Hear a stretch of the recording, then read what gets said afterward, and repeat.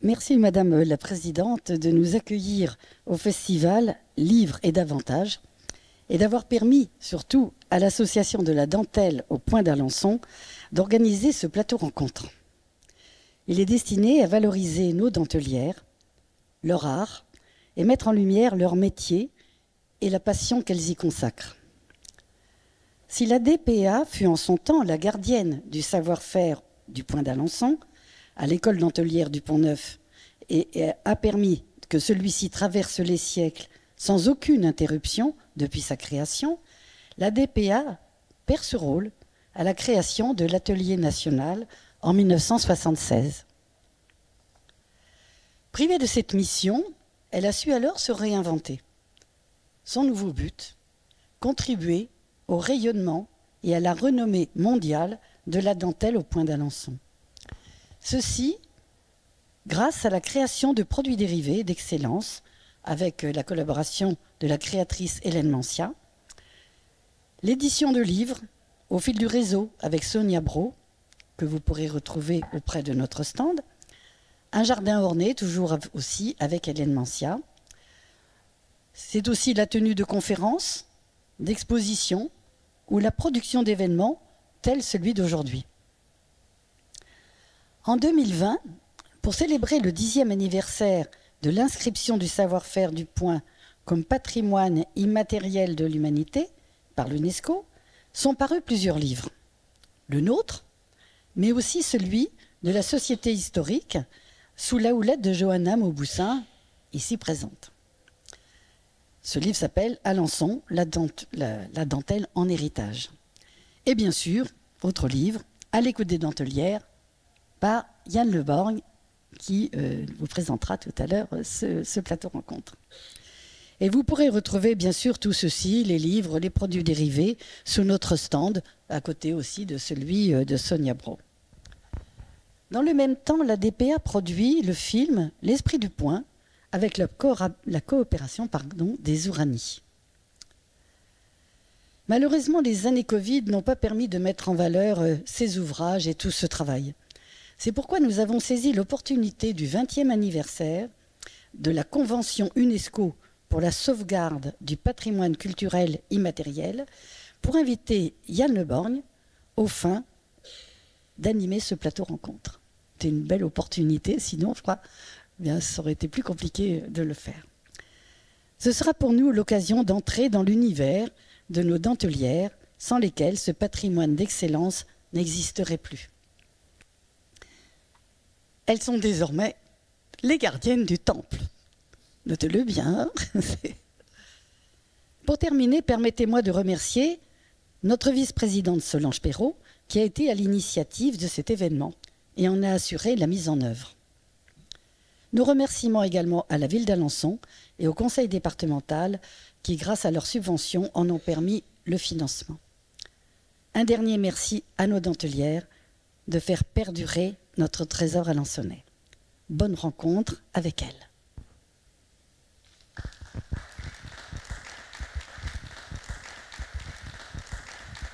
La parole maintenant est à Yann Le Borgne.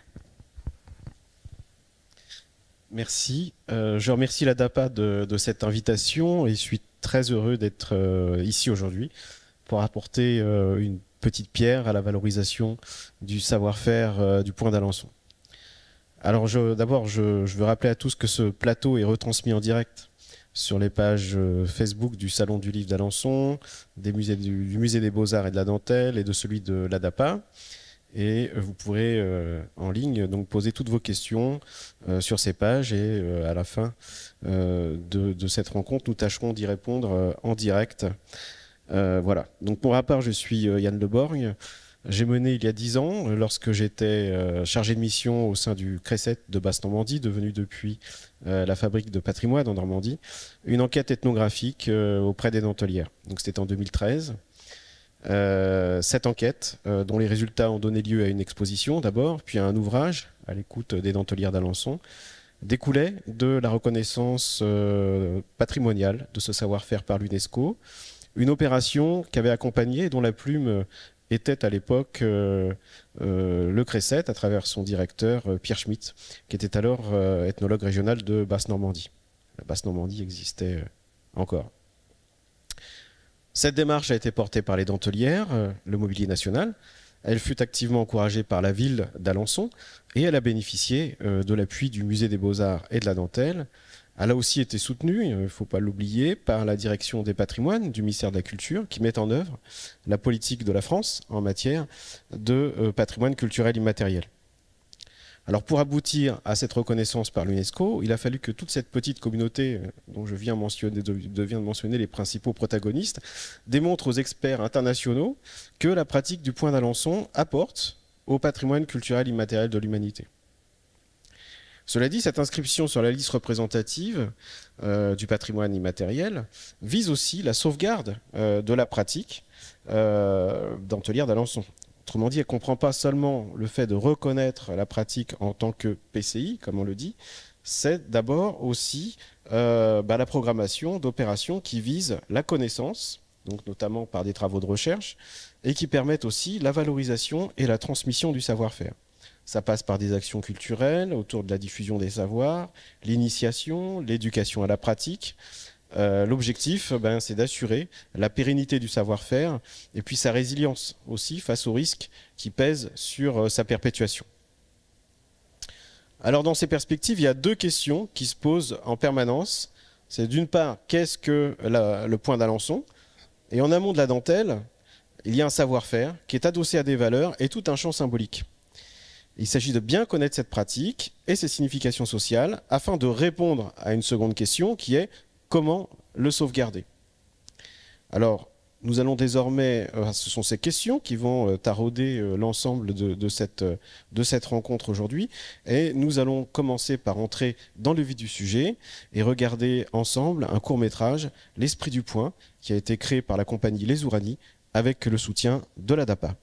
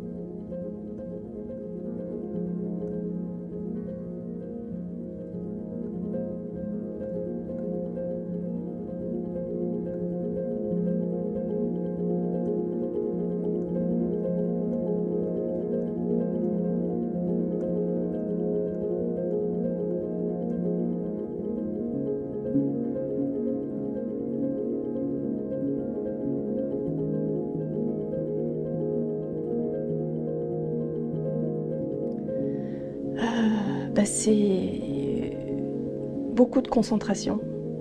C'est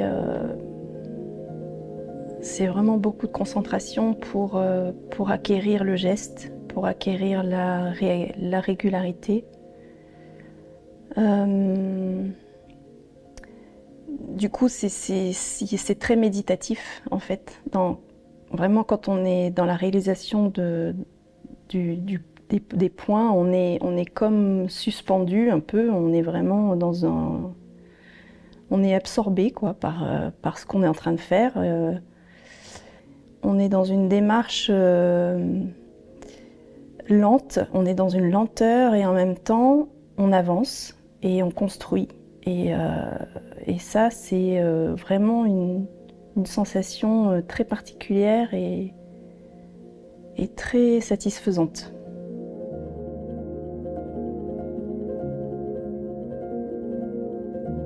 On est complètement, on a vidé un peu sa tête, son cerveau de toutes nos préoccupations, et on est complètement absorbé par les sensations que ça génère. Ça nous permet nous concentrer, nous recentrer sur un petit peu l'instant présent, hein, ce que l'on fait, mais en totalité, ce que l'on voit, ce que l'on ressent, sur l'instant.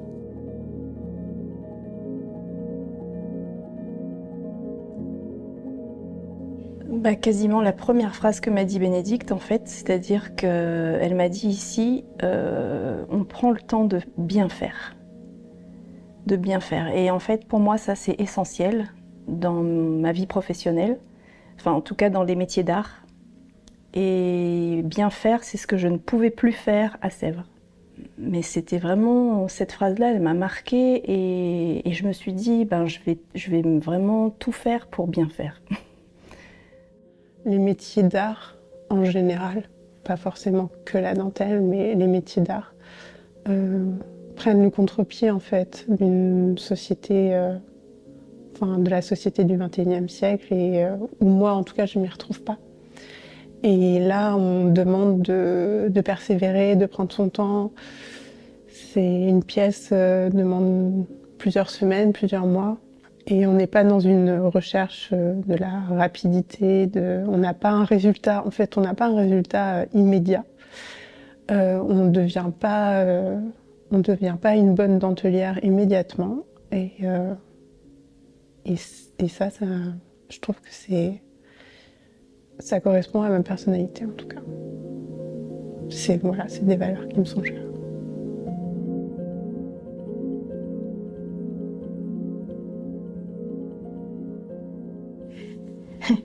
Ma maîtresse d'apprentissage, eh bien, c'était Brigitte et j'ai eu beaucoup de chance d'avoir affaire à elle parce que elle a été d'abord très patiente parce que bon, on n'apprend pas ça quand même comme un coup de magie, hein. Donc, je tiens à la remercier parce que c'est surtout grâce à elle que j'ai appris et que je suis arrivée où je suis arrivée. Dès la première heure, il me semble que j'ai commencé par le réseau et j'ai tout de suite vu que déjà j'y arrivais et que je me voyais faire ça vraiment toute ma vie. Je me suis même pas posé des questions, j'ai même pas hésité, je me suis lancée directement. Je veux dire que moi j'ai reçu un très bon accueil au niveau des dentelières.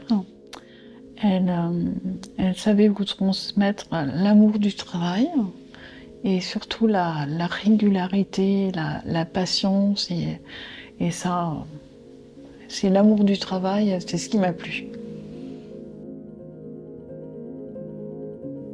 Alors le fil de lin, c'est extrêmement cassant. J'avais à la fois à adapter mon regard à cette finesse, à tenir mon aiguille, mon fil entre les doigts, c'est tout petit, minuscule, et puis on a l'impression que nos doigts sont très grands, et je cassais régulièrement mes poings. Et le comble pour moi, c'est de m'entendre dire au bout de quelques jours, eh bien, tu pourras pas être une bonne dentelière.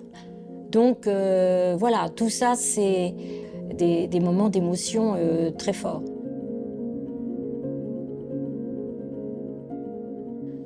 On peut, même si, comme on disait tout à l'heure, on peut pas signer, on peut limite mettre vraiment notre touche, parce qu'on a chacune des points qu'on préfère. On a chacune aussi une façon de dessiner différente, donc même si on veut créer un dessin, on peut, il n'y a pas de souci. Et non, franchement, ce métier, je crois qu'il est vraiment génial dans tous les points. En fait, je crois que pour moi, le moment le plus émotif, c'est quand vous avez réussi votre dentelle, que vous la soulevez de votre parchemin et que vous pouvez alors admirer ce que vous venez de réaliser, et ça, c'est fantastique. J'ai tout de suite vu, je me suis sentie en fait à ma place pour la première fois de ma vie, ce qui m'était jamais arrivé. Je me cherchais beaucoup. Et là, j'ai arrêté de me poser des questions en fait. J'avais trouvé ce que je voulais faire et avoir une aiguille dans mes mains tous les matins, c'est ce que je veux.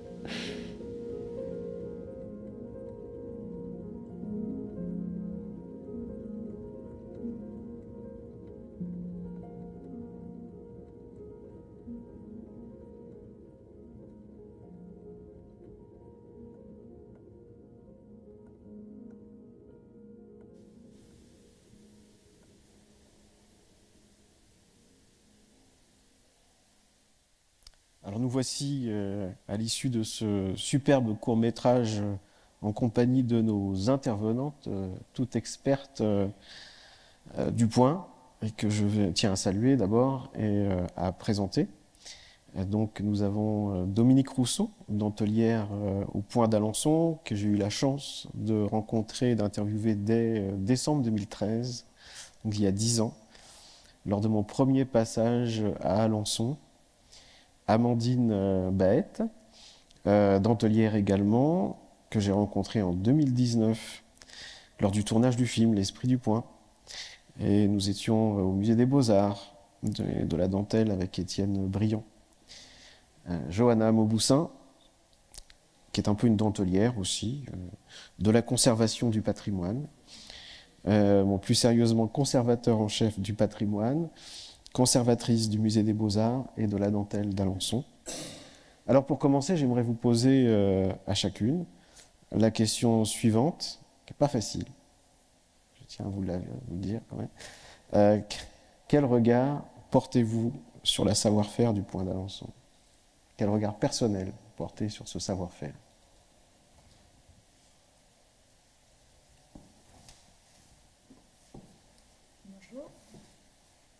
Bonjour, merci Yann.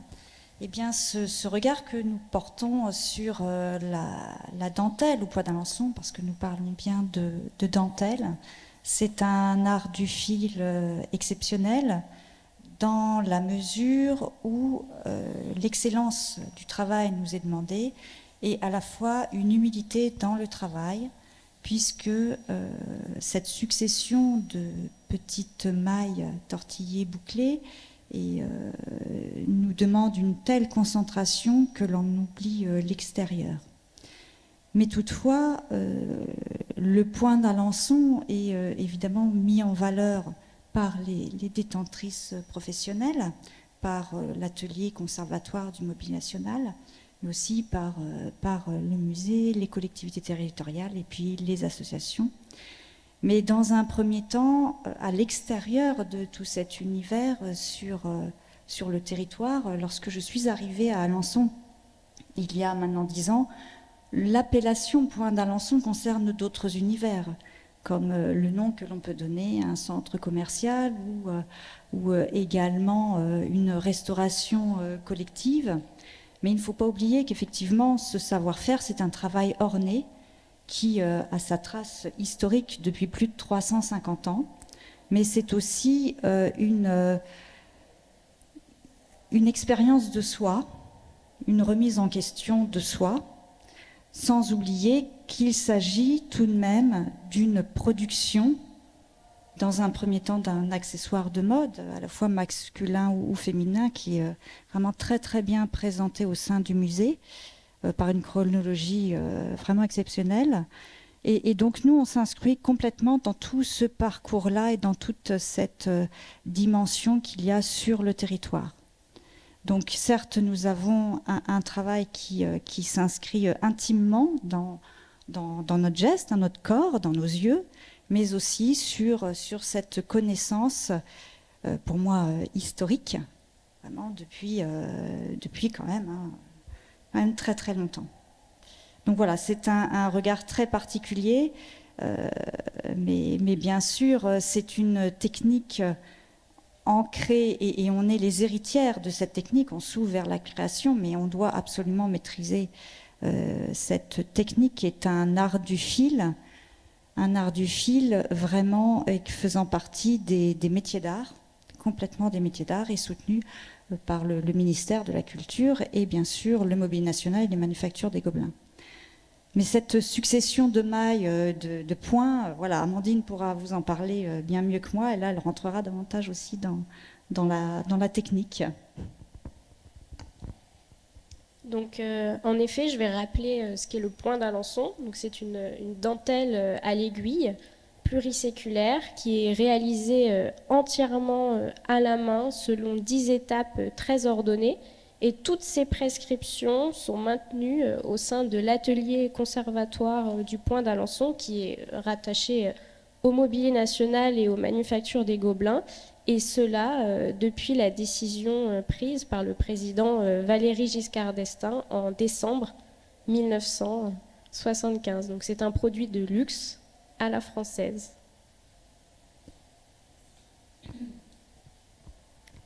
Alors d'un point de vue du conservateur du musée, la dentelle au Point d'Alençon, c'est 3 choses.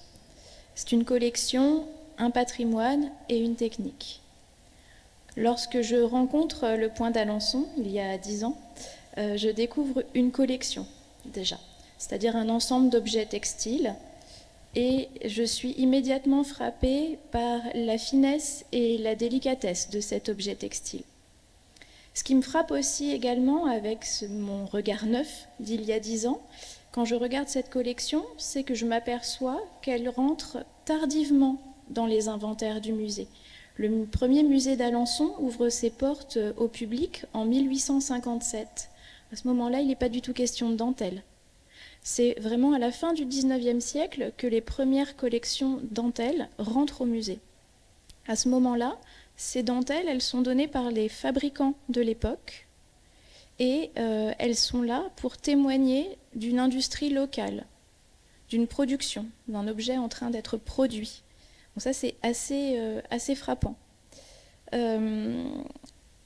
Le fait de les faire entrer en cette toute fin de XIXe siècle dans les collections montre aussi qu'on est en train d'assister à quelque chose historiquement de crucial. C'est toujours une production, une industrie et un objet commercial, mais on est aussi en plein déclin de cette production. Donc son entrée au musée indique qu'on est déjà en train de préparer autre chose. La collection, elle s'enrichit de manière très significative à partir des années 1980. Ce qui nous permet, c'est ce que Dominique annonçait, ce qui permet au musée de proposer aujourd'hui un discours historique assez complet, des origines de la dentelle à l'aiguille sur notre territoire jusqu'à la création contemporaine. Ça nous permet de donner à voir les évolutions stylistiques qui s'opèrent en 4 siècles. Vous imaginez volontiers qu'il y en a eu beaucoup, puisque c'est un objet de mode, effectivement un accessoire de la mode. Donc voilà, il porte en lui les marqueurs des caprices de cette mode et également il témoigne du talent des dessinateurs pour dentelle qui ont travaillé auprès des grands fabricants. On y voit, si on regarde attentivement, et là il faut vraiment régler la focale de son regard, on y voit les évolutions techniques qui ont balayé aussi ces 4 siècles de production. On voit la palette technique qui s'enrichit, on a l'impression que rien n'est impossible en fait, qu'avec ce fil, cette aiguille, on peut toute chose, et finalement c'est ce que les dentelières sont parvenues à réaliser. C'est vraiment les témoignages de leur morceau de bravoure, si je puis dire. On observe le passage du lin au coton, tout ce que ça implique, donc sur le plan technique c'est très intéressant.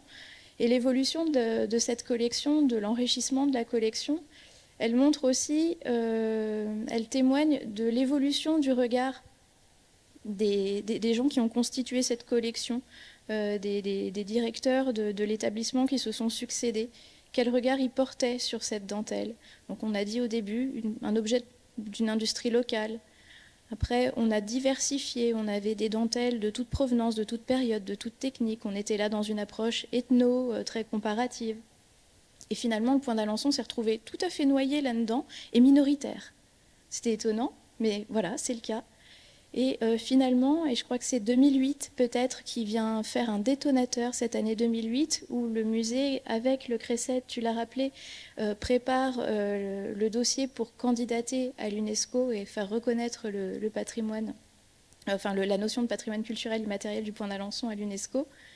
Là, on remet tous les coups de projecteur sur finalement celle qu'on avait presque eu tendance à délaisser un petit peu.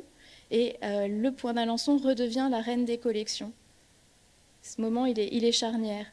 Je disais aussi, c'est un patrimoine identitaire du territoire d'Alençon, la dentelle. Elle est inscrite dans son histoire depuis presque 4 siècles. Mais le défi aujourd'hui pour ce patrimoine, c'est soit de reconquérir un peu ce territoire, ou en tout cas de continuer de rester tout à fait lié à son histoire. Et ça, c'est vraiment l'œuvre au quotidien des dentelières à l'Atelier national du Point d'Alençon. C'est une technique, Amandine l'a rappelé, incroyable, donc un savoir-faire qui est inscrit depuis 2010 au patrimoine culturel immatériel de l'humanité. Donc c'est un double objet de patrimoine matériel. On a ces dentelles, ces objets, on peut les toucher, mais finalement, ils ne sont que le résultat, le produit d'un savoir-faire qui est un patrimoine immatériel. J'avais dit 3 choses, j'ai un peu menti. En fait, pour moi, le Point d'Alençon, c'est 4 choses. Et là, c'est moins Johanna Mauboussin, directrice du musée, que Johanna tout court. C'est une histoire d'amour, c'est un coup de foudre. Le Point d'Alençon, je crois qu'il ne laisse pas indifférent, c'est impossible. On va aimer ou on va détester, mais moi, je l'adore. Je l'adore parce que dans mon quotidien, il me permet de vivre l'histoire. Je n'ai pas besoin d'ouvrir un livre. Je regarde par mes fenêtres, je vois ces femmes travailler. Elles écrivent tous les jours l'histoire du Point d'Alençon. Elles préparent son avenir du bout de leur aiguille. Et ça, c'est absolument électrisant. C'est fort parce que c'est vivant, c'est fort parce que c'est humain. Et c'est une chance quand on fait partie de cette histoire-là. Voilà ce que c'est pour moi le Point d'Alençon. Merci, Johanna. Effectivement, pour rebondir un peu sur ce que tu viens de dire au sujet de l'inscription au patrimoine immatériel par l'UNESCO en 2010, je voudrais juste rappeler en quoi finalement ce savoir-faire est reconnu en tant que patrimoine culturel immatériel par l'UNESCO. Le premier critère, c'est qu'en premier lieu, les dentelles sont conçues à l'aide d'un simple fil et d'une petite aiguille, par une communauté de personnes, donc aujourd'hui forcément restreinte, qui œuvre dans l'atelier national. Et puis cet effectif restreint, eh bien, il entraîne une certaine fragilité du savoir-faire. C'est pourquoi il importe absolument de le faire découvrir et de le mettre en valeur pour encourager la venue de nouvelles praticiennes. Le deuxième critère qui a présidé à sa reconnaissance en tant que patrimoine culturel immatériel, c'est que compte tenu de son immense complexité, l'apprentissage du métier, il est très long, estimé à environ 7 années, et que sa transmission n'est absolument possible à partir d'aucun support écrit, aucun support. Toute tentative d'écriture, d'ailleurs, par les dessins, se révèle complètement inopérante.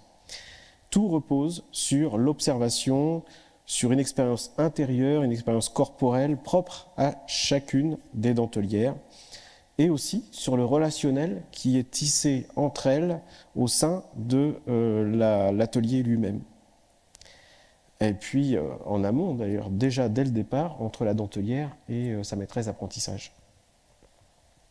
Donc les liens sont fondamentaux, les liens humains sont fondamentaux dans la confection du Point d'Alençon. Et ça rend ce savoir-faire totalement incompatible avec la mécanisation. Chaque pièce est unique. Chaque centimètre carré demande jusqu'à 8 heures de travail qui exige une concentration absolument intense. Dominique l'a rappelé tout à l'heure.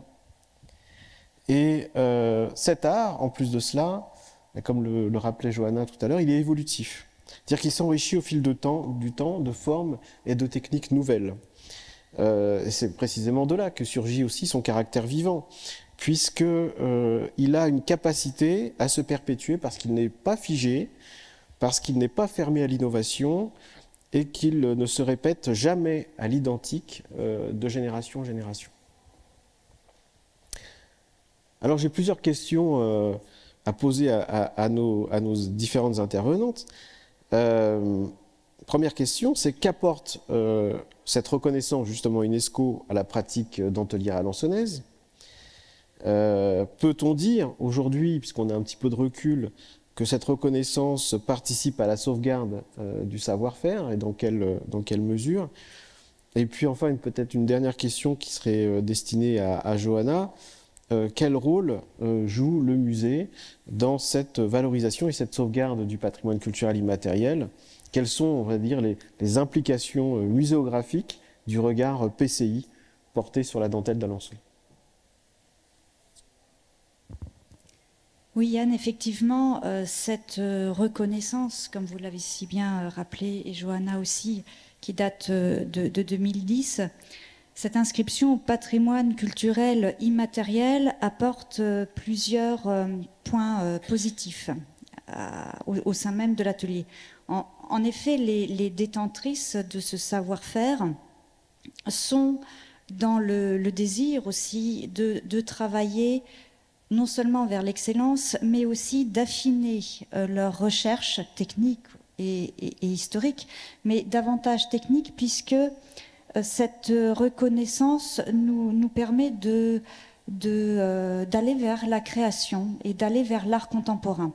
En effet, le Mobilier National se doit aussi d'inciter de jeunes artistes ou des artistes d'art contemporain à nous proposer des cartons ou parfois de venir à l'atelier pour connaître ce savoir-faire et travailler un projet que l'on pourrait réaliser par l'intervention et l'intermédiaire du coup des résidences d'artistes. Donc cette reconnaissance au patrimoine culturel immatériel nous donne cette possibilité-là, d'ouverture vers l'art contemporain. Bien sûr, il ne faut pas oublier l'aspect technique, puisque nous apprenons des points de base pour cette sauvegarde, mais en fonction des facilités des unes et des autres, des espaces que nous avons à travailler, là, on va aussi essayer de se surpasser, c'est-à-dire qu'on va présenter un produit qui va, nous aussi, un peu nous bousculer dans les données techniques que nous avons de base. Donc c'est là où je parle vraiment d'affiner, de surmonter nos connaissances. Et du coup, on peut arriver à des résultats, parfois, moi, que j'appelle même exceptionnels, en fait, où là, on se dit, déjà avec les archives, hein, donc les produits anciens que nous avons la chance de pouvoir observer, déjà, on se dit, mais comment est-ce qu'elles ont pu réaliser de telles prouesses techniques ? Bon, ben là, actuellement, voilà, certaines dentelières s'inscrivent complètement dans ces prouesses-là, technique, mais via l'art contemporain, et ce qui est un grand point positif pour nous. Bien sûr, il y a une réelle volonté aussi au sein même de l'atelier, par certaines dentelières, voire toutes les dentelières, d'une ouverture de l'atelier vers le public, vers des interventions comme aujourd'hui, pour se rendre disponible, ce qui permet un élargissement de la connaissance de ce savoir-faire. Donc évidemment, ça se traduit par des interviews aussi audio, vidéo, et on est toutes dans cette démarche-là, évidemment soutenue bien sûr par le Mobilier National, de nous donner cette possibilité-là de présenter ce métier d'art qui est vraiment une technique très, très, très exceptionnelle.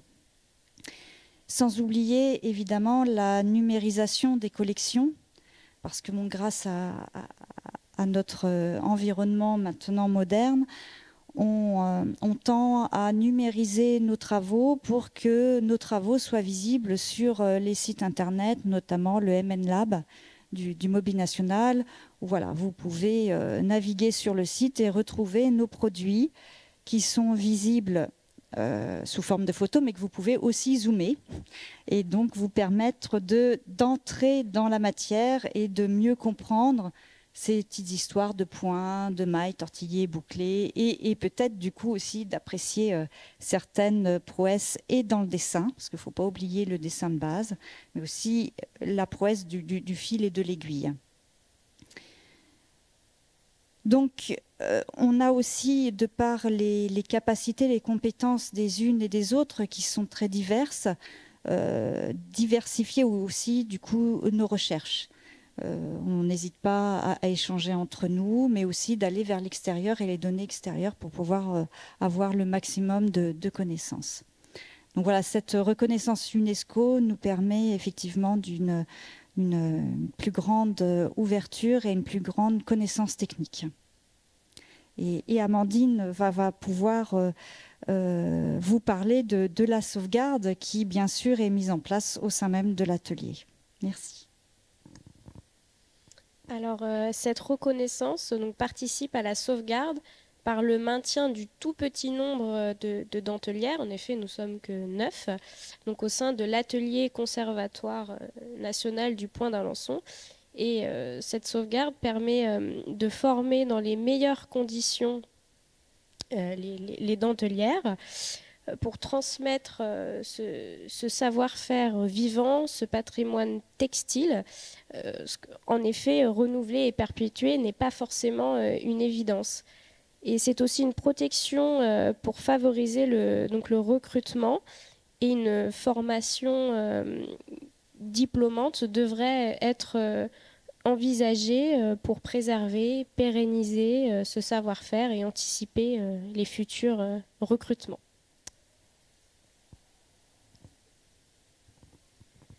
Alors, quel rôle peut jouer le musée dans un dispositif de valorisation et de sauvegarde du patrimoine culturel immatériel, les implications muséographiques que cela induit? À la base, le musée, les musées, notre musée est un pont entre les publics et aujourd'hui donc le savoir-faire qui est détenu par les dentelières de l'Atelier national du Point d'Alençon, qui s'ouvre de plus en plus vers l'extérieur, mais qui est, rappelons-le, un atelier qui n'est pas ouvert au public, en dehors de certaines grandes manifestations, à l'occasion des Journées européennes des métiers d'art, à l'occasion également des Journées européennes du patrimoine. Donc c'est quand même un lieu qui est fermé essentiellement pour le grand public. Donc notre mission essentielle, c'est d'être ce pont entre le savoir-faire et les publics, mettre le public en relation avec le savoir-faire, la technique, le plus souvent possible. Et puisque je disais que c'était d'abord une aventure d'être humain, c'est de mettre le public en relation avec les dentelières elles-mêmes, autant qu'il est possible de le faire lorsqu'elles viennent au musée assurer des démonstrations. Ces dernières années, et de plus en plus, l'administration du mobilier national qui gère l'atelier donne cette possibilité de débloquer un certain volume horaire de temps de présence des dentelières au sein du musée pour aller à la rencontre des visiteurs, montrer leur savoir-faire et répondre aux questions que les gens se posent immanquablement, auxquelles le musée répond en votre absence, mais tellement moins bien. Très clairement, ça ne remplacera jamais vos interventions. Alors, depuis la reconnaissance UNESCO, le musée a dû faire évoluer son discours. Dans une zone de confort commune à tous les établissements comme le nôtre, on a un discours historique sur les objets, un discours stylistique. Voilà, on fait une histoire de l'art de la dentelle. Il a fallu faire évoluer ce discours vers aussi un discours plus technique et sensible, puisque la dentelle est l'œuvre d'une dentelière. Donc c'était comment on pouvait donner des éléments de compréhension sur le savoir-faire que nous ne détenons pas, très clairement. Moi, je ne sais pas faire un ourlet, je suis désolée, mais c'est la vérité. Donc comment on pouvait rendre intelligible du discours technique tout en remettant finalement la dentelière au cœur de ce discours. Donner à voir de manière subtile, parce qu'on ne peut pas faire plus que ça, saupoudrer de la présence de la dentelière dans le parcours muséographique. Alors, honnêtement, les nouvelles technologies, qui sont de moins en moins nouvelles, nous aident beaucoup à faire rentrer le patrimoine culturel immatériel dans le musée.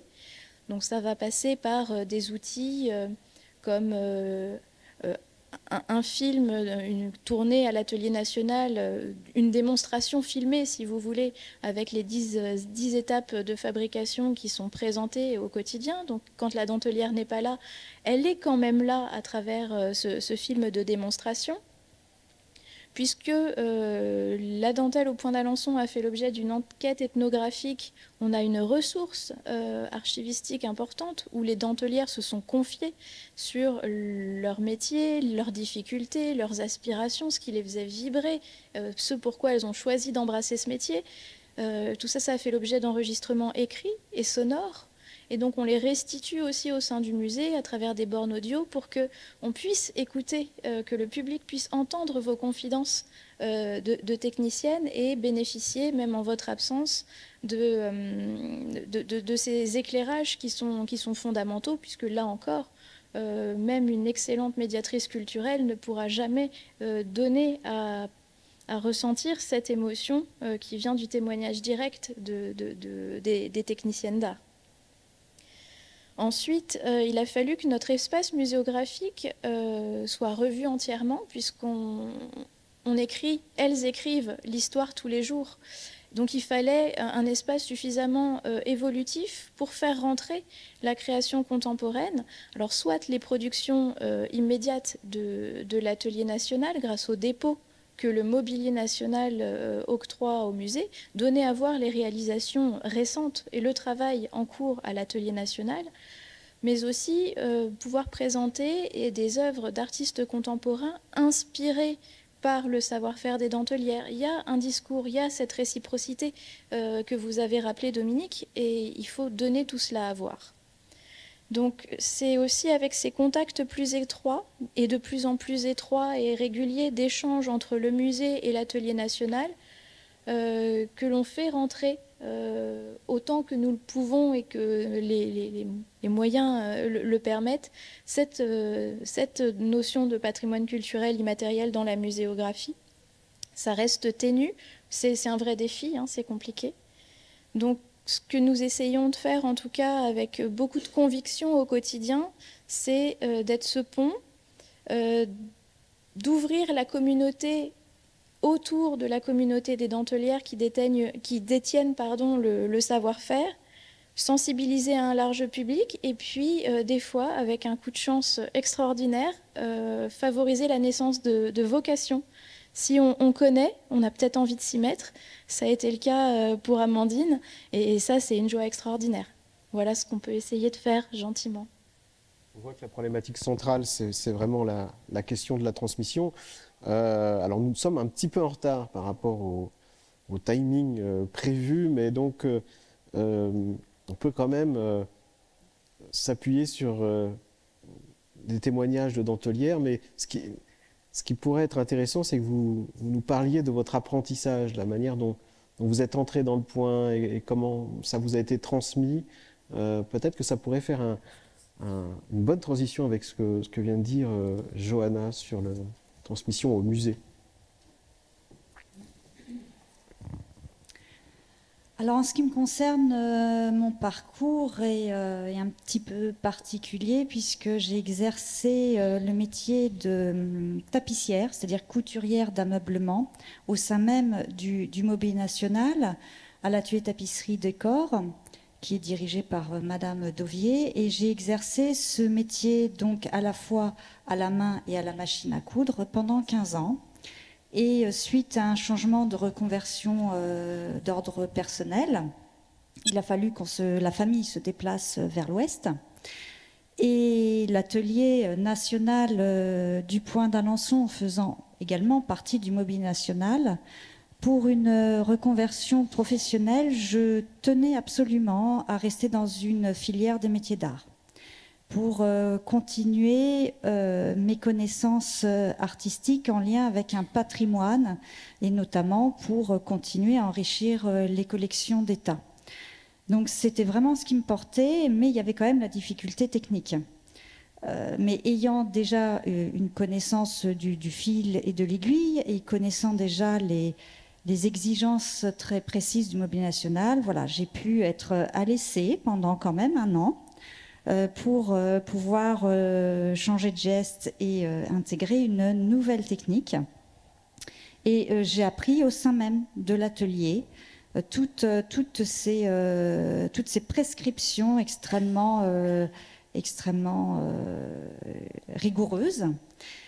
Et c'est ce qui m'a amené à rester aussi et à persévérer, puisqu'il y a quand même eu des grands moments de doute, hein, parce que lorsqu'on a exercé un métier d'art pendant 15 ans où on commençait à vraiment à bien gérer la totalité des demandes, d'un coup on prend un coup dans l'humilité parce qu'il faut vraiment recommencer à zéro, alors que je m'étais dit, bon, je prends une aiguille, du fil et ça va le faire.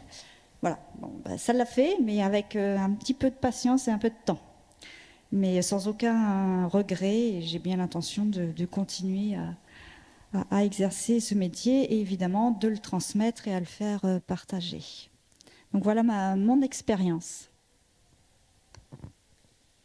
Donc moi, je suis alençonnaise, donc je connaissais la dentelle au Point d'Alençon, mais je l'avoue, je ne m'y intéressais pas plus que ça. Et comme l'a rappelé Johanna, j'ai travaillé au musée donc, pendant un été et j'ai eu un coup de foudre pour cette dentelle. Je me souviens d'avoir regardé toutes ces dentelles en long et en large.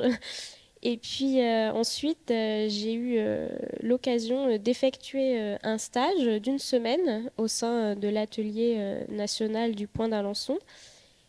Et cela m'a vraiment confortée dans mon choix de vie, puisqu'on donne notre vie, je pense, à cette dentelle. Et je ne regrette absolument pas et je suis très heureuse dans mon travail. Bon, merci vraiment de ces précieux témoignages. Je souhaiterais maintenant, on pourrait laisser place aux questions du public, alors qu'ils arrivent peut-être via les réseaux sociaux. Est-ce qu'on pourrait nous faire part des questions qui nous arrivent? Alors n'hésitez pas à poser vos questions. Je sais que c'est toujours très difficile de démarrer. Alors je vais le faire en écoutant effectivement nos invités. Vous avez parlé de l'ouverture vers l'art contemporain. Est-ce que vous pourriez nous en dire un petit peu plus aujourd'hui? Quelles sont vos créations en cours? Comment ça se passe, une commande? Parce qu'on met souvent un petit peu la dentelle dans quelque chose d'un petit peu passéiste. Or, effectivement, c'est un art vivant. Et aujourd'hui, comment ça se passe? Quel lien avec des artistes? Comment ça se passe? Voilà. Alors oui, effectivement, en ce moment, nous travaillons des projets d'art contemporain qui techniquement nous demandent presque de nous surpasser parce que les demandes d'artistes sont présentes et comme ils se rendent compte qu'il y a une technicité bien particulière, forcément, ils nous en demandent toujours un peu plus. Et comme nous, on est plutôt à dire, tiens, pourquoi pas? Donc effectivement, d'abord, les projets passent par une commission au sein même du Mobilier national et des manufactures des Gobelins. Tout cela est validé par une administration bien particulière et le ministère de la Culture. On invite généralement notre responsable de l'atelier qui va aussi donner son avis sur certains projets. Mais on va aussi solliciter les artistes à venir nous rendre visite pour qu'ils puissent se rendre compte et intégrer aussi la technique. Parce qu'on parlait de reconnaissance UNESCO, on va préserver ce savoir-faire et donc on ne travaillera pas une autre technique, une autre méthode, je dirais au bon vouloir d'un artiste. Voilà, donc cette reconnaissance-là nous permet aussi d'aller vers une grande diversité, puisque là, nous travaillons avec une artiste japonaise, Tsuyu Bridwell, où on travaille un projet d'origami, de papillons qui vont donc être pliés. Donc ça nous a demandé aussi un travail d'essai, de prototypage. Et du coup, même ces prototypes sont presque des produits finis puisqu'il a fallu aller jusqu'au bout de la dentelle pour vraiment se rendre compte du résultat. On travaille aussi actuellement avec une artiste russe, Madame Daria Surovtsieva, qui a un projet assez énorme techniquement et donc nous allons diversifier notre ouvrage avec nos collègues du Puy-en-Velay en dentelle au fuseau et donc ce sera une dentelle mixte. Mais tout cela est vu en collaboration avec le Mobilier national, les manufactures des Gobelins, notre responsable et nous avons la chance d'avoir une responsable aussi qui nous fait part des projets et qui vient un petit peu au ressenti des unes et des autres. Et tout de suite, d'où la notion de communauté, quand elle se rend compte qu'il y a un non, c'est que ce sera non, on ne fera pas le travail. Si elle sent qu'effectivement, il y a un potentiel, que ça nous intéresse, que même si ça nous bouscule techniquement, bon, ben là, on va échanger. Donc là, en cours de projet, nous avons des projets très diversifiés, très très poussée, et c'est de là aussi notre importance à l'inscription au PCI. Et aussi, je dirais même que de travailler avec des artistes quasiment à l'international, on s'inscrit du coup, vu l'actualité en ce moment qui est quand même grave, d'avoir un message un peu de calme et de repos. Ce qui a été le retour de certains jeunes hier au collège du Nord-Sarthe, où certains m'ont dit de regarder un point d'Alençon, en fait une dentelle ça repose. Voilà, donc c'est intéressant. Bonjour. Je suis intéressé à savoir si la façon de travailler dans l'atelier est très individuelle ou si au contraire vous êtes amené à travailler en collaboration pour une pièce où chacune va intervenir sur peut-être ses points forts, puisque j'ai compris que chacune pouvait avoir des facilités sur tel ou tel aspect de la technique. Voilà, est-ce que vous contribuez régulièrement à travailler sur une pièce ensemble? Alors, sur les projets donc, très contemporains d'artistes, comme vient d'expliquer Dominique, oui, nous travaillons en groupe. Donc, soit, par exemple, sur les papillons, nous allons toutes faire des papillons et après, ils seront mis côte à côte. Mais, par exemple, sur l'autre projet de Daria, nous réalisons une petite partie et après, nous les mettons ensemble à l'aide d'une étape qu'on appelle la brode simple. Donc on raccroche ensemble, on va dire, les parties sans que cela se voit. Donc en fait, ça dépend du projet. Mais sinon, lorsque nous réalisons des petits motifs qui sont d'une taille assez correcte, là, on le réalise entièrement. Donc là, ça paraît un travail un peu plus individualiste, mais par contre, on peut dire qu'on travaille en groupe dans le sens qu'on échange beaucoup entre nous pour demander si on a besoin, si on a un doute sur une façon de faire ou si on a réussi à retrouver un point ancien, mais on va aller voir nos collègues et on va leur montrer j'ai retrouvé ça. Donc généralement on est toutes très intéressées dès qu'il y a une découverte. Donc voilà. Donc c'est un travail à la fois individualiste et à la fois en groupe. Donc vous expertisez aussi alors des pièces anciennes pour justement découvrir des points anciens. Comment ça se passe? Oui, alors en effet, de par les collections du musée, et notamment le voile de mariée, qui a été qui reste encore une source de recherche technique, parce qu'il y a encore des énigmes, nous, techniques. Il y a d'autres énigmes. Mais effectivement, nous avons eu la chance d'avoir le voile de mariée à l'atelier, donc nous avons pu prendre des photos. Et grâce au numérique, on a pu zoomer, même si c'est une grande chance, ça permet de préserver le savoir-faire, c'est que plus on zoome et moins on voit avec le point d'Alençon, les pixels, les mises au point sont très difficiles à faire avec le point d'Alençon.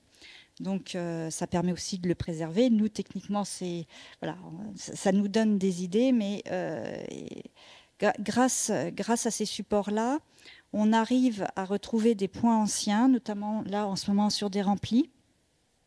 Et on arrive à compter des mailles, à se dire, tiens, mais en fait, quand on commence à maîtriser aussi la technique, on va rentrer dans une logique de production. C'est-à-dire qu'on s'est dit, où elles ont cherché à se faciliter la tâche, parce qu'il y avait quand même une notion de temps, ou bien elles ont eu la possibilité de faire un travail exceptionnel parce que c'était peut-être un moment de présentation bien particulier au niveau des expositions universelles, etc. Donc nous, on arrive au fur et à mesure de notre expérience d'intégrer une logique dans le travail. Donc effectivement, les points anciens, on arrive à en découvrir grâce aux données que l'on peut avoir. Mais on a encore des mystères. Alors, une dernière question, parce qu'après, il nous faudra conclure. Bonjour. Une question au niveau de la technologie. Bon, vous parlez beaucoup du savoir-faire humain, mais demain, avec la technologie de l'évolution, je veux dire, industrielle, et puis peut-être au niveau de l'évolution de l'intelligence artificielle, est-ce que vous craignez un jour de vous faire déposséder de votre savoir-faire par cette fameuse intelligence artificielle et peut-être mécanisation qui évolue de jour en jour et d'ici quelques décennies? Alors actuellement,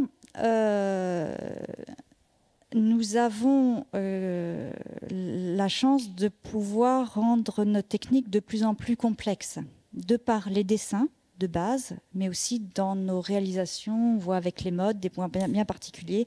On va essayer un peu de rendre la chose très complexe. On travaille avec quand même un fil très fin. Et justement, on a cette diversité de dessins, ce qui fait que face à l'intelligence artificielle, alors bon, on n'a pas toutes les données par rapport à cette évolution, mais nous, de notre côté, on va essayer de rendre la chose un petit peu difficile. Souvent, les dessins artistiques, on a une dentelière on en a même plusieurs, qui maîtrisent l'art du crayon. Certains, encore hier soir, m'ont dit, mais avec quel logiciel vous avez fait le dessin artistique, notamment des papillons? Il n'y a pas de logiciel, hein. C'est une dentelière qui a réalisé cette prouesse technique. Donc on va aller vers ce processus-là, nous, de création, de manière à ce que ça ne puisse pas être copié, en fait. Bon, après, voilà, on fera de notre mieux, de notre côté. Mais on a le temps, effectivement, aussi, hein, de faire de belles créations dans ce sens-là. Alors, je remercie le public de ces questions et des réponses que vous leur avez apportées. Alors avant de laisser place à un instant politique sur lequel nous allons nous quitter, voici quelques ouvrages pour aller plus loin. Le premier ouvrage, À l'écoute des dentelières d'Alençon, qui est un ouvrage qui a été coédité par les éditions OREP et la Fabrique de patrimoine en Normandie, dans sa collection, les Carnets d'ici. Alors j'y retrace les résultats de mon enquête ethnographique de 2013. Un autre ouvrage, c'est Au fil du réseau de Sonia Brault, édité par l'ADAPA, qui retrace l'histoire de l'association de la dentelle au Point d'Alençon, association qui joue un rôle certain dans la valorisation et la sauvegarde du savoir-faire. Le bulletin de la Société archéologique de l'Orne, qui a été édité pour célébrer les 10 ans de l'inscription du Point au patrimoine immatériel de l'humanité. Donc, alors, l'ouvrage est aujourd'hui épuisé, paraît-il, c'est dire son intérêt et son succès, mais il est accessible dans toutes les bonnes librairies et bibliothèques de la région. Et enfin, le recueil, magnifique recueil de poèmes, La dentelle d'Alençon, un jardin orné, édité par l'ADAPA, dont l'extrait, Le lys de Rémy de Gourmont, va vous être désormais laissé à entendre. Songez au sourire pâle des grands lys dans la nuit. Ils ont des faces tristes et de beaux airs penchés. Leur regard s'allonge en lueur douce et poursuit ceux qui marchent dans le jardin le front penché. Les lys aux faces tristes entendent les dentelles que le vent et la vie gonflent sur les corsages. Ils entendent les cheveux doux comme des dentelles qu'un souffle agite et tourmente en signe d'orage. Les lys aux faces tristes regardent dans la nuit. Ils voient lorsque les mains se rapprochent, tremblantes d'avoir osé s'unir un instant dans la nuit. Et leur sourire a des ironies complaisantes, car ils savent ce qu'ignorent les hommes et les femmes, et ils pourraient prédire aux âmes leur destin, et enseigner aux hommes à lire le cœur des femmes. Songez au grand lys pâle, indulgent et divin. Alors je laisse le mot de la fin à Solange Perrault, qui accompagne ce projet de valorisation de la dentelle du Point d'Alençon. Enfin, on se connaît depuis 2013. Solange, je te laisse le mot de la fin. Voilà, bien écoutez, juste un grand bravo et un grand merci à toi, Yann, à Dominique, Amandine, Johanna, de vous être prêtés à cet exercice certes difficile, mais très très plaisant et enrichissant pour nous. Merci aussi à l'équipe des Uranie d'en avoir assuré la captation, que l'on pourra retrouver donc sur les réseaux sociaux. Nous avons vu effectivement qu'il y a des partenariats, il y a toute une complicité qui se fait, qui se tisse, un réseau qui se tisse entre le musée, l'atelier, au grand bonheur de tous. On aura encore plein de choses, j'aurai encore d'autres questions à vous poser. Mais donc merci. Bénévoles de la DPA, nous avons reçu de la part des bénévoles du Salon du Livre un très très bon accueil. Marie-Noël l'a exprimé tout à l'heure. Nous faisons également du réseau entre associations. Et au-delà de l'association, il y a énormément de monde que l'on pourrait remercier sur la communication auprès de Zacharie. Enfin, je ne vais pas commencer à énumérer la liste des personnes, mais c'est vrai que c'est quelque chose de très, très important. Nous sommes bénévoles, mais nous sommes très mobilisés et nous sommes très, très accompagnés. Même le technicien de la salle, enfin vraiment, c'était extraordinaire. Donc, par la qualité de son écoute et son application, Nadine Pierre nous a permis de développer une véritable action de valorisation de la dentelle au Point d'Alençon. Donc, nous vous invitons à retrouver Dominique et Amandine pour prolonger ces échanges. Elles seront présentes cet après-midi pour une démonstration et un papotage enfin, de 14h à 15h sur le stand de la DPA. Riche de ce que vous avez pu apprendre au cours de ce plateau, il vous sera facile de répondre au quiz qu'on vous propose en partenariat avec la ville d'Alençon et de gagner enfin voilà, qu'il y aura un seul gagnant, mais de la série complète des ouvrages qu'a évoqué Yann tout à l'heure. Vous pourrez également admirer sur notre stand la qualité des travaux conduits par les participants de l'atelier Entre les fils, animé par Agnès Ringenot et Sonia Brault. Ces travaux-là nous donnent aussi des perspectives futures. Voilà, c'est vraiment ce réseau qui nous permet de contribuer à cette valorisation. Et donc, voilà, nous sommes également à notre mesure des passeurs. Alors, n'hésitez pas aussi à passer nous voir. Merci.